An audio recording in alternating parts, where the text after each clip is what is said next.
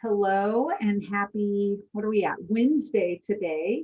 I don't know about you guys, but during COVID times, I rarely know what day of the week it is. And we are doing the third in our leadership series today, which is to discuss conflict. We all have it. We might as well learn about it. So, a couple of reminders, and I'll put these in the chat. If you're interested in meeting one-on-one with Lori, I still have a few of the one-on-one appointments available. So please just email, or you can even put it in the chat today to me privately, and I can get you hooked up. And Missouri SBDC is always here to help as well. So I'm going to hand it over to Lori, and she will get started. Good morning. Good to see everyone today, those that I can see. And what a great topic, talking about conflict. There are some folks who shy away from conflict, others who embrace it, and then there's most of us who are probably somewhere in the middle. So as a leader in your organization, as someone who is probably in a position to be equipped to resolve and handle conflict, I think this might be helpful for you in your businesses. We have a couple of polls today to try and get engagement from you guys.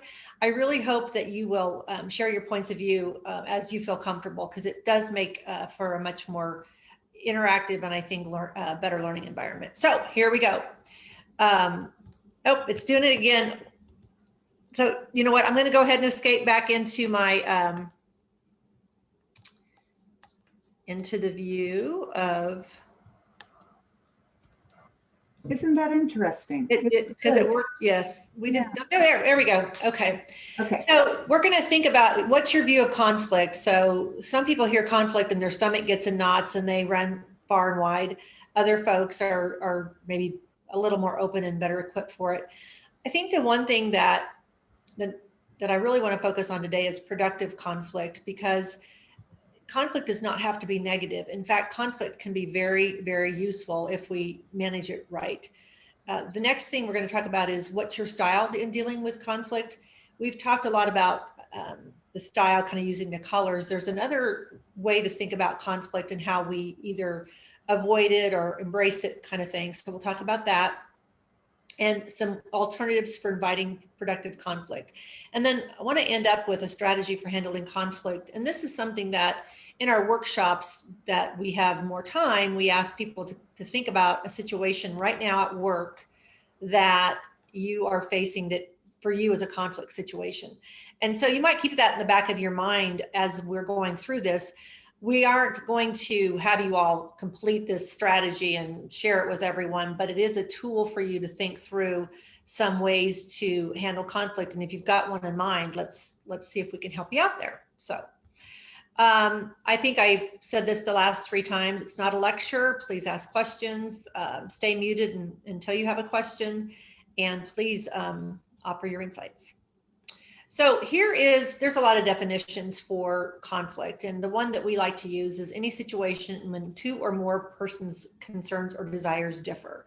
So you can think about conflict in a very, very big way. One of the ones that we like to talk about is, it's very old, and so those of you who are much younger than me, and this was before I was in the universe of understanding, but there's a story about the Bay of Pigs disaster in the Kennedy administration, and how badly that turned out. And actually the Challenger disaster, same thing. People were disagreeing in their minds, but they weren't sharing that. And so in those particular cases, the results were disastrous. And so following the Bay of Pigs disaster, Kennedy made a rule that there was always a devil's advocate at the table. Even if everybody agreed, there was a devil's advocate. So there was somebody who had a different perspective, because in the case of that, and also in the Challenger, there were folks who knew that this was not a good decision, but they were afraid to speak up. So I will reflect back to one of our earlier sessions when we were talking about, do you want people above the line or below the line in terms of input? So do you want people actively disagreeing or passively disagreeing, or actively agreeing and actively disagreeing? I throw that in here now because sometimes the people that are the squeaky wheel, or, they're always disagreeing, those are a little harder to deal with, but sometimes we have to pay attention to them. So think about even just a day-to-day situations. You might disagree on something silly like where to have lunch, but it also might be on how you're going to spend the budget for the rest of the year, or how you're going to allocate resources. Are you going to hire somebody? Those decisions can be considered conflicts. And so how are you going to work with those and make those productive? So think about conflict within your organization. And I want you to think about the first thing that comes to mind. So just again, kind of, okay, conflict in your organization. Using the poll, we want you to select 2 choices that most accurately describe your view of conflict in your organization, just when you think about it, top of mind. So there's several choices there. So read them. And these are just a variety of things to think about in terms of conflict. So vote for.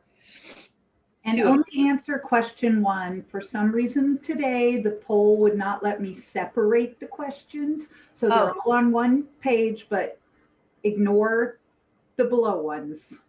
We'll put those back up when it's time. Oh, gotcha. Okay. So the ones we see on the screen are the ones where. Correct. Number 1, where it says select 2.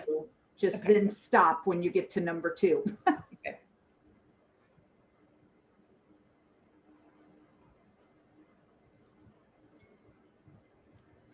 It doesn't look like it's going to let you submit unless you answer both. Oh, goodness gracious. All right, go ahead and answer both. Number 2 will come up again later, so we'll ignore that one right now. I'm so sorry.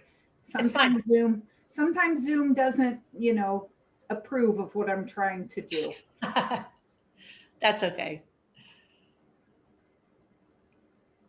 Yes, thank you very much. I appreciate the understanding.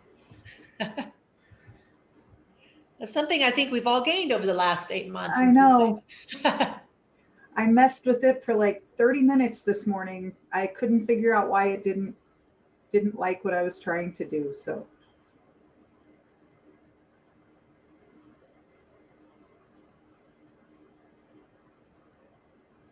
Okay, I think everyone who is here as a guest or client has answered.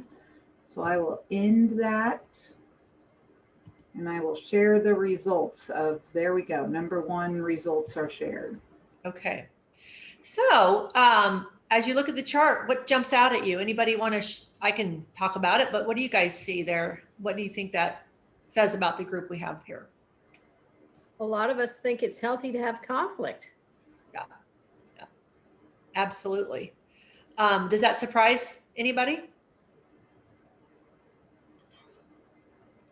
I think it's a healthy answer. Yeah, it is.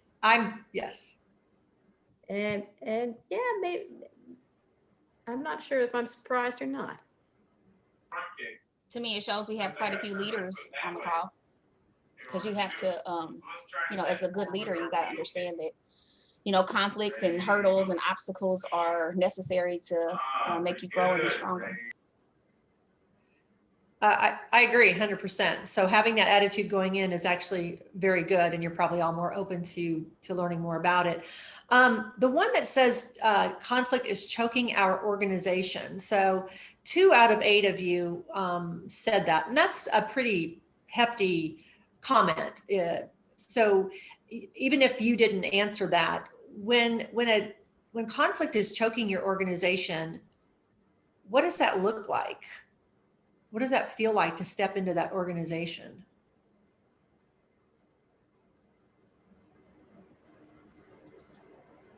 Well, this is Amy. It's not really an issue in my organization, but I've been in organizations where that's an issue, and it just causes silos and lack of trust. And it's just hard to move things forward collectively. Yep. And it creates competition, which some organizations look for that. Yeah. That's not what I look for in an organization, but that's part of it. Yeah. That's a good point, because you will see one of the styles of dealing with conflict is competition. And some organizations thrive on that. And that what they usually do is kind of chew people up and spit them out. or it attracts folks who that's how they're built. And so it's not really comfortable for a lot of folks to work in that kind of an organization. And Amy, you mentioned trust, and that is probably one of the most important things in any organization is once you have built trust, so those silos are broken down and people they're okay with sharing information. They're okay with being vulnerable to each other, with kind of all being on the same page, making sure people have their backs. If you have that kind of an organization, and this is something we talk about when we talk about teams. I don't know if you all are familiar with Peter Lencioni's the 5 behaviors of a cohesive team, but the first thing is trust, and then the second thing, you have a good team if you're able to deal with conflict, but you cannot deal with conflict unless you have trust, because why would I bring something up to you if it's disagreeing with you, knowing that I might get hammered for it or, whatever. So that's a very important component, the trust piece. That's good. Anything else about living in a choking organization? That just sounds so awful. Yeah, I would, thank you, Michelle. I would just like to say it restricts your own voice. Yes. And when people don't have a voice, they feel invisible, and that makes you feel powerless. It makes your value of your company. Michelle, if I've learned anything, well, I've learned so many things from the SBDC programs, but one of the things is really the culture and value that you're wanting to create, which encompasses safety and trust and understanding. And a big piece of that is also compassion and empathy, and being willing to, even though it's hard and it challenges us as business owners and leaders and teachers and whatever profession we're in, it challenges us to say, well, what do we maybe need to change? And change is hard. So I guess when I think of choking, I think of the restriction of your voice and bringing light to not feeling invisible in a situation. Almost literally, right? Yeah, yes, quite literally. Absolutely. Yeah. So given that, and thinking about your role as leaders in an organization, and doesn't even just have to be because you're a leader, it could also be you're a member of an organization or a group, what are you doing to invite those voices in, even if they may differ from your own? And for some folks, that's easier to do than others. So obviously in an hour, we're not going to solve all the conflict issues, but I'm hoping that this will just maybe give you some different things to think about and some tools to use. And everything that we talk about in these workshops, I also am hoping that you can take back to your team and share nuggets that you think will be helpful, and understand and be open about it. Say, hey, let's talk about how we deal with conflict, and what are some ways that we need to know about ourselves, and then how can we adjust so that we do a better job. So thank you so much for your comments there. So I'll move on. Excuse me.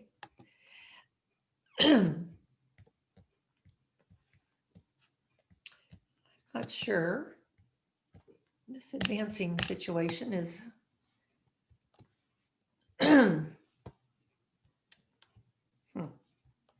the arrows on your keyboard work to advance? Yeah, that's what I did last time, and I apologize, you guys. It's so picky today. What can we say? If you need to go back to presenter view, we can all still see that. So you do what works for you. Yeah. Okay. Let's see here. Let me go down here. Let's see. Maybe I can do it this way. Let's do it. There we go. Okay. So we talked about some of the common themes and your initial response to conflict. So thank you so much for sharing that. This is a question, and this can be very sort of revealing. How much time do you spend as a leader managing conflict within your team, peer-to-peer? What are the costs? What are the opportunities? And what is productive conflict? So let me ask, I think we all could probably argue, or not argue, but we could suggest that we do spend some time managing conflict. What are the costs and what are the opportunities with conflict? We've kind of touched that on a little bit, but what have you guys seen in your organizations where, yeah, this is kind of the cost piece of it. It is hard and it does cost us something, but here's the opportunities. Where do you see that happening in your organizations? The cost, not benefit. balance? I'm thinking that some of the costs of conflict, if there is a hesitancy or a lack of trust, the cost of conflict is that it can breed more distrust. And I think when it's distrustful, and when we can't talk about conflict, when we can't talk about opposing ideas, we're missing a lot of opportunities. It keeps things superficial. And it's like, let's just get this meeting over. Right. When a voice is saying, or this is another idea, or I think that one's got problems. That gets, it's like, oh, let's avoid that and just move along, and we miss options. Yep. Good. What else? What opportunities or costs from anybody else? For me, I think, let's say you have an employee that has maybe checked out, or even before the checkout, these conflicts and things come up. And let's say you don't address it. You see it happening, you may write it in their file, but you don't address it every single time it comes because maybe you don't want to deal with the conflict. Over time, let's say that employee lasts 30 or 60 more days, and then you end up letting them go. There's 30 or 60 days that you pay them on payroll that you could have been training someone else who actually is going to fit in that specific role. So I think that may be one example. No, that's a great example, because you might have to invest some time up front in dealing with that person, that issue. If it can be resolved, great. Now you can move on. But if it doesn't resolve itself, sooner. And so that is money in the bank, or money not in the bank, right? So that's a true cost, not just because it's not as healthy a place to work, or people don't really feel like their voices are heard. That's an actual money cost. So and to add on to that, it could cost you later too, because a lot of times employees get to talking to one another. Yep. And now there's been a problem created where if our leadership, or let's say our manager, director, or whatever, would have addressed that, head on as soon as they came, now these other employees are tainted, where 3 months down the line, you might lose them because they feel some type of way about how leadership handled it. So I think those costs can keep getting multiplying. bigger. Yeah, exponentially. Yes. I'm hearing a male voice in the background that I don't think is on this call. Sorry, sure. My daughter is in a karate class right next to me, so I'm trying to mute quickly. Oh, okay. No problem. Thanks. This is Amy again. I've had probably, unfortunately, too much experience with this in my in the evolution of my team. I'll say is that I think about a year ago, I was spending time trying to manage conflict and wasn't able to kind of work through it. And what it cost was significant turnover. So it was very much like what Patricia said, is I think I had probably one or two conflicts with my team and how we were approaching work. And the communication stopped and the trust just plummeted, and I wasn't able to kind of recover it. And it caused a major cultural shift in my entire organization. And it was really tough. So I had a lot of people transition to a variety of new opportunities, and I've kind of had to rebuild my team a little bit. Some of it, I think, was, I think I had thought I had established a level of trust, and wasn't able to kind of repair it when I realized too late that I had lost that trust. So anyway, I think it was probably my lack of desire to approach conflict head on. So anyway, that's my share. It was tough. And so this is super important to kind of figure out as I work with my new team. Right. So Amy, how did you, first of all, thank you for being so honest about that, because I think we've all had situations where it's like, oh, if I just would have done, and we kind of beat ourselves up. But on the other hand, it sounds like you learned a lot, and there's probably a lot of things you did right.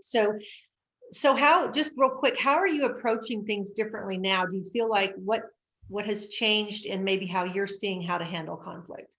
I guess I'm trying to slow down a little bit and kind of get to know I really enjoyed the first session where you were talking about getting to know the team. And I think I've been doing that on my own a little bit, but I'm interested in doing more of that. And trying to, I think, just work on, particularly as a leader, not putting too much on people's plate when they're not maybe able to take it all on yet. And I think it's, that's what I'm starting with. And I think right now I have a great team and we have not a lot of conflict, if any at all. And I just want to make sure that I don't build that or I address it head on if I see it coming. Yeah. So that's what I'm trying to work on right now. That's great. When we talk about productive conflict, which is the last bullet on here, is that when you have a situation where there's conflict all the time, that's a problem. And I'll just also invite you to think about what is productive conflict, because there are times where you want to invite different points of view. So, for example, if every single meeting, everybody agrees on every single thing, then you might want to throw a little, not a bomb, but you might want to throw something out that says, hey, okay, somebody give me a different point of view just for the sake of entertainment, or whatever. How might somebody else approach this or disagree? Because maybe there might be somebody who's just kind of on the verge, but they're not quite sure if it's okay to say that. And then the first time somebody does that and you're welcoming of it and you're inviting it, that sometimes also is a good way to make sure that people really know it's okay. It's okay to speak up and model that. And then things go smoother. So, but congratulations to you. Sounds like you've had a tough year, but you've pulled things around. So good. And good. Natalie had raised her hand. I don't know if she still has. Natalie, yes. Share. Natalie? Yes, thank you. Sometimes I can be an overshare, so I'm good with waiting my turn too. I just wanted to speak to what both Patricia and Amy were saying. In what something that we have learned through different leadership classes through the SBDC lab is the accountability piece. So like what you were saying, Patricia, if we're talking to people about these things, but then there's not the accountability to make sure that we're progressing and moving forward, it also feeds into that lack of trust, safety piece. And so what has helped us with that, and our biggest challenge as a business in growth, is finding an HR piece that fits in our growth space, because we're not in a big amount of growth that we can have a whole HR department. So thankfully this year and season in life, we found a woman that does HR part-time. And so she's been able to give us that framework to come back to. So it's not just, my husband and I's voices, it's also our team's voices, but also the HR piece of the manual that we've built to come back to. Like, this is why we're doing this. We're doing it for sustainability. We're doing it to hold accountability. We're doing it to build trust. And so having that HR piece has helped us take our own perspective out of it too. And it also has helped with cost, because it lets our employees, our team, know that here's an opportunity. We're going to have a meeting. We're going to share. We have mutual shares. We give them questions that they can give us feedback. What are you liking? What are you disliking? What would you like to see change? I could go on and on. So I'm going to stop there. But that piece has really helped us finding somebody that can be a third party, like a mentor, an HR, to help us figure out that conflict too. Well, there's a couple of things that I'd like to respond to. First of all, the ability to set expectations and boundaries that are what they are. That's really important, because I think when those aren't clear and people start pushing things or trying to go outside of those, that can cause conflict. And there are reasons why you have policies and procedures. We don't say, well, we do that because that's our policy. We do that because that keeps our people safe. We don't want you doing X, Y, or Z because that's not safe, as an example. So having those expectations up front and then being able to hold people accountable, which kind of goes to what everybody's been talking about so far, can prevent some of the conflicts from happening in the first place. And then to your point, when there is conflict or there are things that maybe are a little hairier than what we've talked about, yes, having a third party can be very helpful. Somebody that can be perceived as an objective mediator, I don't know if it's the right word, but to sort of explain the reasoning behind the rules or the reasoning behind why you do things the way you do. And then also potentially helping to resolve that if it feels like you need somebody to kind of get in there and help you out. So thank you for that. That's great. Natalie, remind me what business you have. And thank you for all of that, Lori. I just took so many more notes on what you just Oh. said. That was really helpful. Okay. We own 2 companies, my husband and I, Down to Earth Services and Green Thumb Gardens. Oh, okay. So you got a lot on your plate. Okay. I want to hear more about that. I'd love to hear more about that. So hopefully we'll have it on one. So yes, I would love that too. Thank you. okay, good. All right. So this is by William Wrigley, the guy that's the Wrigley Field, Wrigley gum guy. And it used to say when 2 men, but of course we changed it. When 2 people in business always agree, one of them is unnecessary. So I think we've had some great conversations so far. This really goes back to, well, seriously, why are we all here if we all know the same things? We need to have different points of view. We need to hear that voice. So I think we've kind of covered this. If you have no conflict, what does that mean? It either means that you kind of all are on the same page and you probably aren't very creative or innovative. I don't mean that you shouldn't be on the same page, but are you allowing different points of view and or people are stuffing it, they're just not speaking up. So probably not good. So I'm going to go ahead and move on. We got a lot to cover in the next period of time. So I want to make sure we keep going. So there are different ways, different types of how we invite or create an environment of conflict, healthy conflict. So let's talk about what that looks like. So this is a model that we use, and there's actually an assessment that goes with this, but given the amount of time we have, we aren't going to take the assessment, but I'm just going to ask you guys to kind of think about, as I go through the next several slides, I'm going to talk about this model and just think about what is your go-to style? Like, where do you think you go immediately when there's conflict? And I know this is difficult because, name the scenario, it could be a whole lot of things, but just in general, if you took this assessment, it would put you in one of these boxes and it would rate you. But for the purpose of this discussion, I'd like for you to think about these 5 different types of handling conflict, and then think about what's your go-to, and then what's your least preferred style. And you guys, it's okay to be anywhere on this chart. We're all human, so we're all learning. So just to kind of orient you to how this is set up, is that there's 2 scales. There's the idea about how cooperative are you? How open are you to listening to other people's points of view, really hearing for what it is they're saying, probably some empathy in there, that kind of stuff. The other scale on the vertical side is assertiveness. And this is how much are you willing to share your point of view, to tell people what's on your mind, to be, to really stand up if you do oppose somebody else's point of view. So that's low to high there. So we're looking at the assertiveness and cooperativeness scales, and you'll see how each one of these goes. So as we go through these, kind of take some notes, because there's going to be a poll. We're going to ask you, what's your go-to, what's your number one, and then what are you like, I avoid that particular style at all costs. So here we go. So the first one is the competing style. So this is when you have high assertiveness and low cooperativeness. Now, again, all of these styles are useful in varying situations. This particular one, and somebody mentioned it earlier, as part of an environment that some cultures actually like and create, the goal is to win. So if you work in an organization where it's meet your sales goal, we kind of don't care what else goes on in your life, just meet your sales goal. The goal is to win. Very power oriented, has a strong ability to argue and argue well, uses their rank to sort of one up or make decisions for people.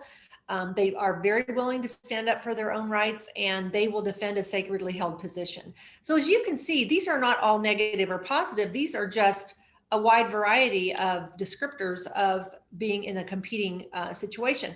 There are times where this is absolutely the right style to use. So I hope I didn't come off too negative on this, because obviously there are some good things to this style. So that's competing. The next style is accommodating. So this is low assertiveness and high cooperativeness. So accommodating is you just yield, you want to keep the peace. You don't even really kind of talk about your own concerns. You're that person who is always selfless, giving things up. You do things even when you don't want to, and you yield to others' points of view. So this is accommodating, and this is, okay, I'm going to have it, have it your way, whatever, that's fine. It's not a big deal. And you can probably imagine there are times where this might be an okay style to use. For example, I don't really care where we have lunch today. I'm just hungry. Let's go. We're going to go to Pizza Hut. Okay, fine. We're going to go to, so there are some times where this is absolutely the right style. So think about that one. This one is avoiding. So this is low assertiveness, low cooperativeness. So the goal is to delay. I want to avoid the decision or delay the decision or delay the discussion. I'm not worried about I'm not going to talk about myself. I'm not going to care about others. I'm just going to avoid it. I'm going to sidestep it, and I'm going to do that in a diplomatic way. I'm going to postpone an issue for a better time. I'm going to withdraw from the situation. So when you look at this list, again, there are times where you can see where this would be a great choice to use. There are times where we probably should not be having, quote, this discussion.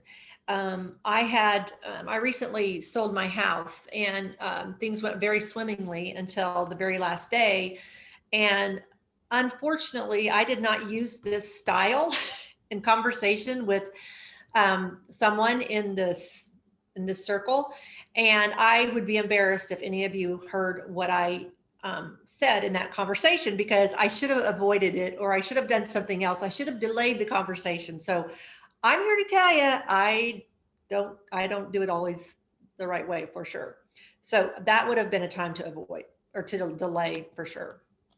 Here's one that's collaborating. So this one is high assertiveness, high cooperativeness. The goal is to find a win-win. Everybody's satisfied. We explore every disagreement. We resolve conditions that create competition. So that one is important, because one of the things we'll talk about is, sometimes it's better just to prevent the situation from happening in the first place. So having policies and procedures can do that. This isn't a conflict, because this is how we do things around here. It's not really even up for debate. And then confronts problems with creativity. So this one is high assertiveness, high cooperativeness. And this one takes a lot of time. So if you want to use this, and this is the only style you use, you'll probably be in a lot of meetings, having a lot of discussions, and it's hard to get a lot of things done. But collaboration is so important if you spend the time when you need to on this, because then it saves you in the long run. Okay, let's talk about compromising. That's finding the middle ground. And a lot of people think collaboration and compromising are the same thing, and they're really not. Because collaboration really sort of says we're all going to be in agreement and feel like we've been heard at the end of the day, almost kind of consensus. This one is, you know what, we're going to everybody's going to get heard, but everybody's not going to necessarily get what they want. You kind of split the difference. You give me this, I'll take that. Again, I found a lot of this going on in negotiating the sale of a house. There has to be some middle ground, and I think it's normal for that. And the folks that rely on this quickly seek middle ground. They sort of automatically go to, we don't need to have a ton of discussion. Let's find middle ground. Let's make a decision and move on. And sometimes that's the way to go. So I believe we've covered all 5 of these. So when you think about what your preferred style is, what your go-to is, I'll say that. This is kind of where I go, boom, when there's a conflict. I'm going to have a poll for you for that one. And then the next poll is going to be, what is your least preferred style?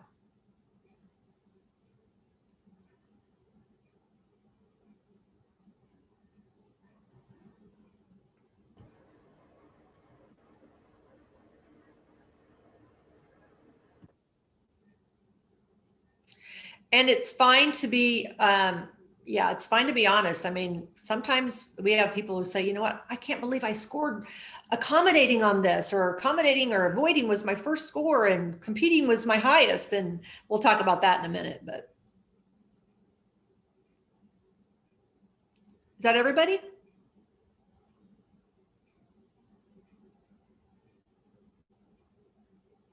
Okay. So collaboration. So we got some folks, a bunch of folks, collaboration and compromise, which says that you as a group of folks are willing to give people time to speak their mind, to be assertive, and also to cooperate or listen and hear to other folks. I mean, that's kind of the combination of those two. That says to me that for this group, you're taking the time to look at conflict, and that's good in your organization. Keep in mind that you are going to have people that work with you, for you, around you, who will not have the same kind of preference or the style that they go to. We are all conditioned and educated and in environments that will either nurture our first inclination. Maybe we avoid, and that we get rewarded for avoiding. So that's what we do. We get rewarded for competing. So that's what we do. So by being somewhere in the middle, you're hopefully appealing to folks that have all of those styles and inviting them to speak. So the person that's accommodating, if they're always accommodating, you may have to ask them to tell more, to share more. The folks that are competing, you might have to ask them to listen more to other points of view, kind of thing. So we'll go on to the next, which is the question about what's your least preferred, your last resort, the one you're least comfortable with.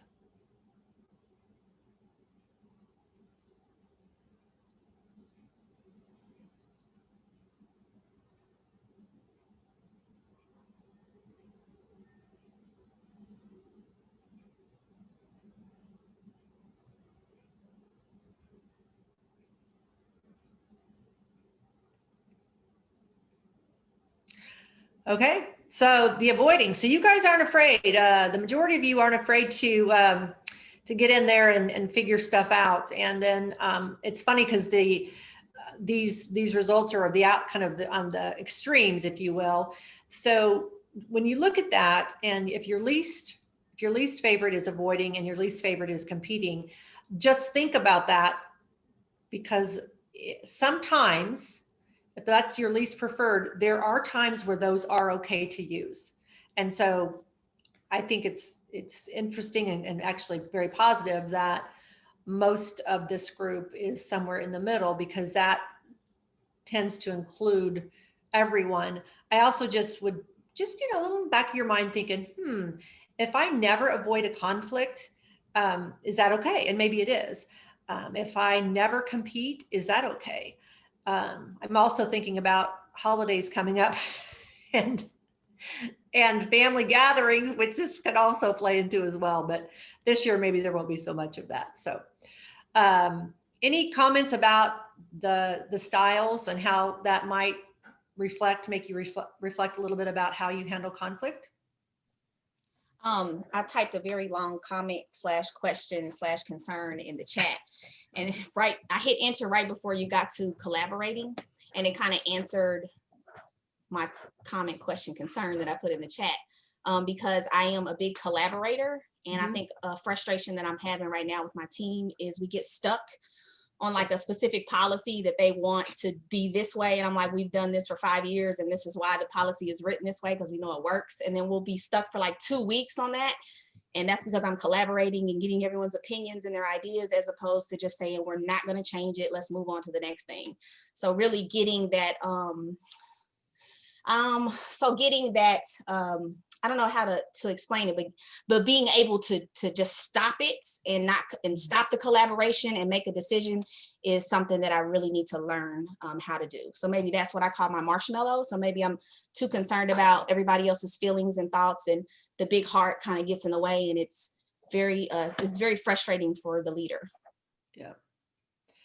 So I have a comment about that, unless somebody else has something they want to share.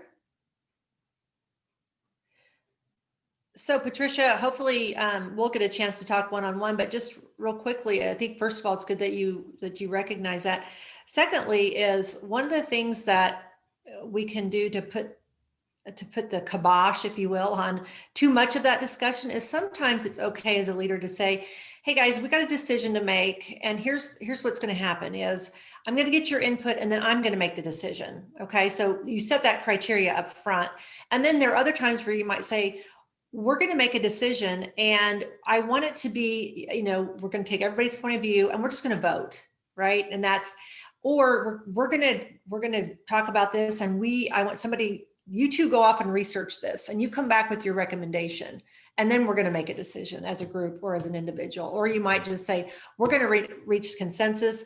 We're going to collaborate and we're going to, work on this till everybody is behind it 100%. And that's where, if that's where you are a lot of the time, I'm sure you are frustrated, but you're also trying to, be that nurturing person. So think about other ways that you might kind of set the stage for yourself to not have to even get engaged in some of those discussions because you've already decided how the decision will be made. Does that make sense? It does. I can't wait for our one-on-one, but it does. But I mean, I think that I've got a whole new team. So I chatted Amy privately. It's like, I need to pick your brain because I'm where you were a year ago, right? But with a whole new team, they're learning marketplace. So they're learning all the pieces. And because I'm so open to collaborating, it's like they're trying to build it from the ground up in some aspects, which I'm like, we're wasting time here. Let's move on. But I can't wait for our one-on-one. That's a really good point. Yeah. There was a question in the chat that says, where does cooperation fall into this equation? I'm not sure if that was just in regards to what Patricia was talking about or in general. Yeah, so cooperation it is kind of I have to be honest with you, I've used this model for, oh gosh, I hate to say how many years, but because you could think of a lot of different ways to think about cooperativeness. The way that I like to describe it in terms of this whole grid is that people that are cooperative tend to put other people's concerns before themselves, or are at least much more willing to listen, to ask, versus to just tell. So the cooperativeness is the willingness to listen and to see somebody else's point of view, as opposed to, nope, I'm right. I know what to do here. This is what we're going to do. Does that make sense?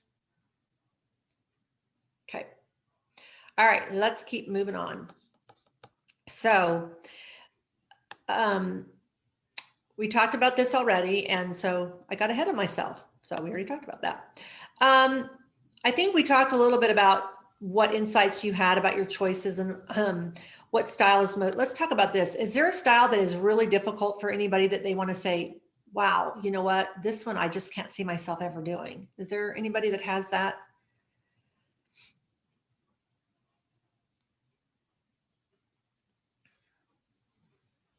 I'll say for myself, competing is tough for me.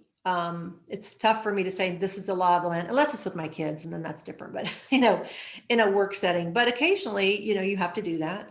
That's a tough one for me. Some chat, someone says avoiding is one that they would not feel comfortable with. And I think Natalie has a share. Oh, thank you, Michelle.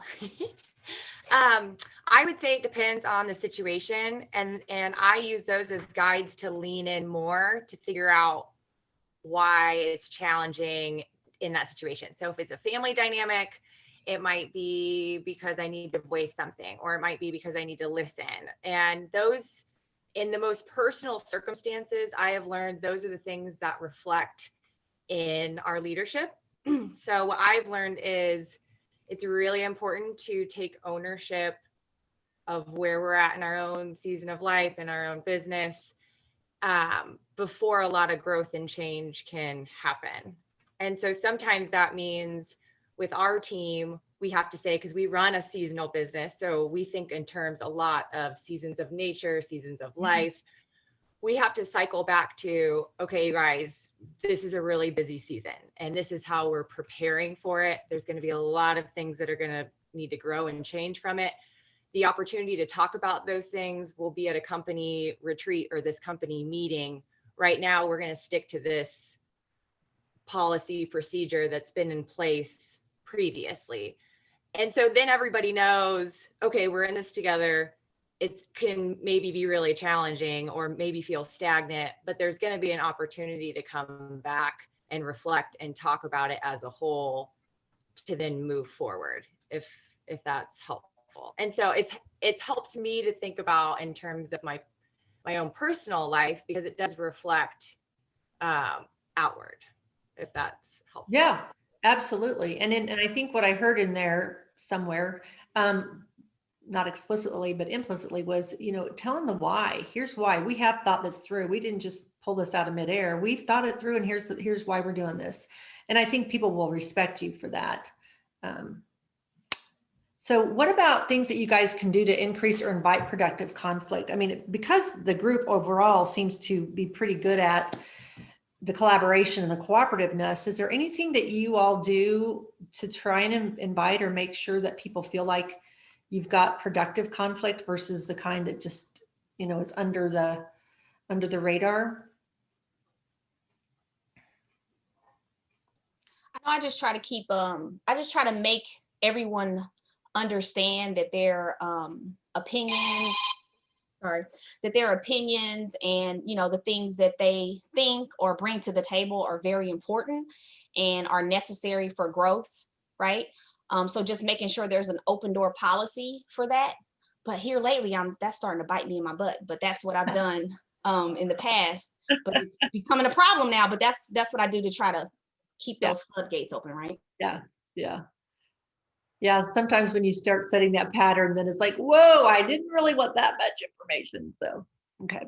I'm going to keep moving us along. We have about 10 more minutes. And so I promised that I would make sure that we conclude on time. So some of the stuff that we're going to go through, you guys, we're going to go through pretty quickly. And I really appreciate the discussions today. I think it's so helpful when you all contribute. So what I'm hoping is that in our one-on-ones, if there are things that we go through so quickly, that you will kind of take note of, and we can definitely follow back up. So I will proceed. So there's a scenario, and I'm going to skip over that. One of the things that we do in a workshop is we talk about, what conflict style that you might use in a particular situation. So this is one, honestly, that you could present a scenario to your team and say, tell them about the different styles of conflict and ask them what would they do in this situation, sort of do a teach your folks about it. But again, for the purpose of time, we would usually have a discussion about this, but I think I'll just go ahead and skip over that. And then I want to talk a little bit about style and conflict. So this one again is information that you can read post webinar, but this reflects back on, we talked about the personality styles and which style might potentially contribute to unproductive conflict. And then also what you can do for folks who what their style is, how can you reduce stress or reduce the amount of conflict that they might be feeling in the organization. So last time I asked you all to kind of take a look at the styles and say, this is the one that I think is most like me. So this one is the same type of style. So blue, you're the folks that are relationship oriented. Green, you're the folks that are competence oriented. Orange, your core value oriented toward freedom.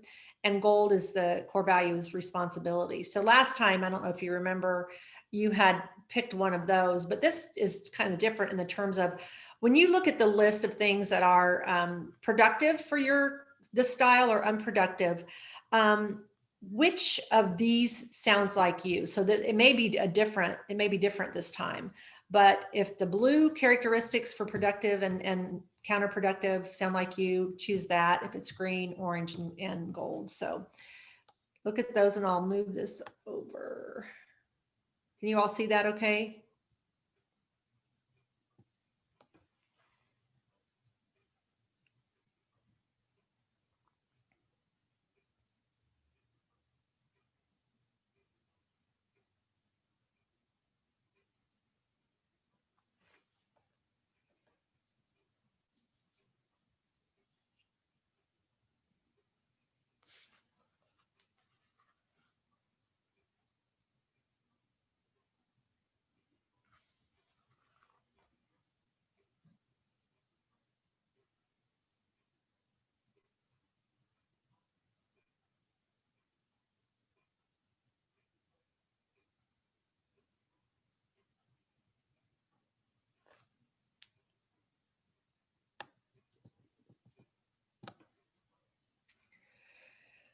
Okay, so looks like we have no golds and fairly evenly distributed between the others. So this is just sort of information for you guys to think about, because you've got people in your organization, most likely, that reflect one or more of those 4 colors, right?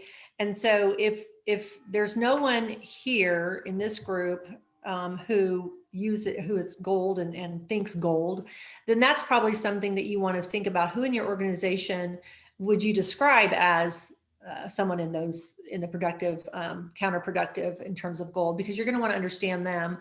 The other 3, there's some representatives from each of those.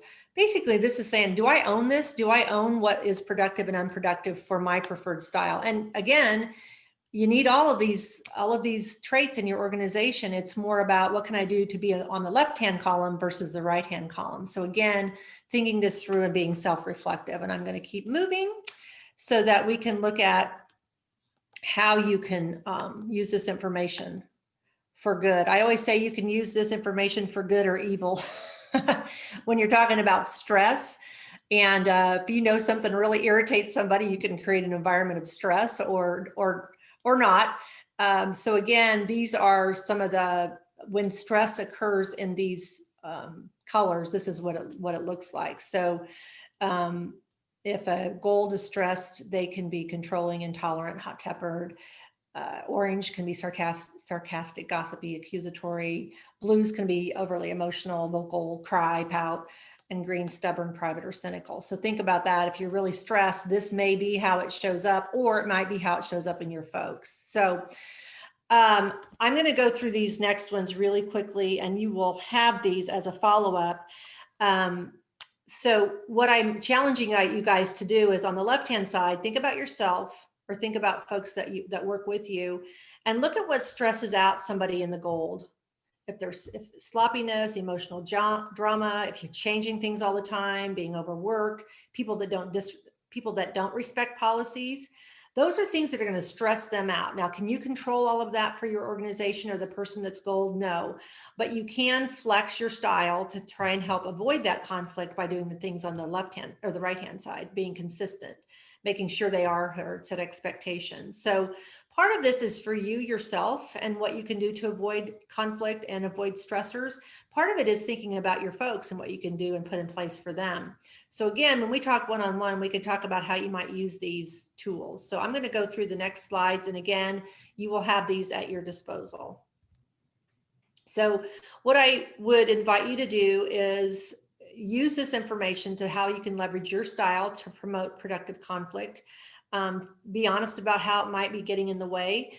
And then how can you just leverage your style to flex it and be more resolve conflict better in your organization.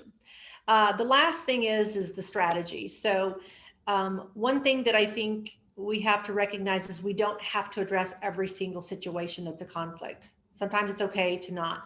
So these are some things to think about. Is it worth addressing?